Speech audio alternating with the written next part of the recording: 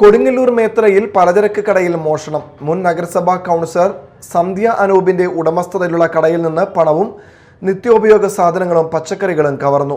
സംഭവത്തിൽ കൊടുങ്ങല്ലൂർ പോലീസ് അന്വേഷണം ആരംഭിച്ചു. മേത്തല വയലമ്പലത്തിന് വടക്കുവശം പ്രവർത്തിക്കുന്ന പലചരക്ക് കടയിലാണ് രാത്രിയിൽ മോഷണം നടന്നത്. കടയുടെ മുൻവശത്തെ ഇരുമ്പ് ഗ്രില്ലിലെ നെറ്റ് അടർത്തി മാറ്റിയാണ് മോഷ്ടാവ് അകത്തു കടന്നത്. മേശവലിപ്പിൽ സൂക്ഷിച്ചിരുന്ന 1500 രൂപയും വെളിച്ചെണ്ണ, സോപ്പ്, ഫിനോയിൽ, സവാള, ഉള്ളി, മുട്ട, മിഠായികൾ തുടങ്ങിയ നിത്യോപയോഗ സാധനങ്ങളും പച്ചക്കറികളുമാണ് കവർന്നത്.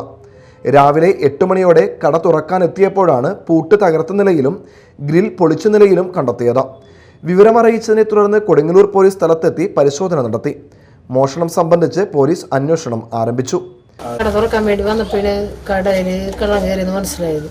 കുറേ ബിസ്ക്കറ്റ്, മിഠായി, മുട്ട, ഉരുളക്കിഴങ്ങ്, സവാള അങ്ങനെ ഐറ്റംസുകൾ, പിന്നെ ഒരു 1500 രൂപയോളം ഉണ്ടായിരുന്ന ചില്ലറയൊക്കെ. എല്ലാ സാധനങ്ങളും എല്ലാത്തിൽ നിന്നും എടുത്തിട്ടുണ്ട്.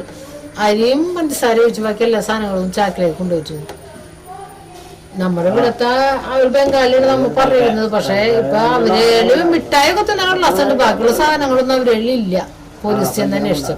അപ്പൊ പോലീസ് നോക്കട്ടെ എന്നും പറഞ്ഞ് പോയിരിക്കും. എന്താ വെച്ചാൽ അറിയാൻ പറഞ്ഞു. Media time, Kodungallur.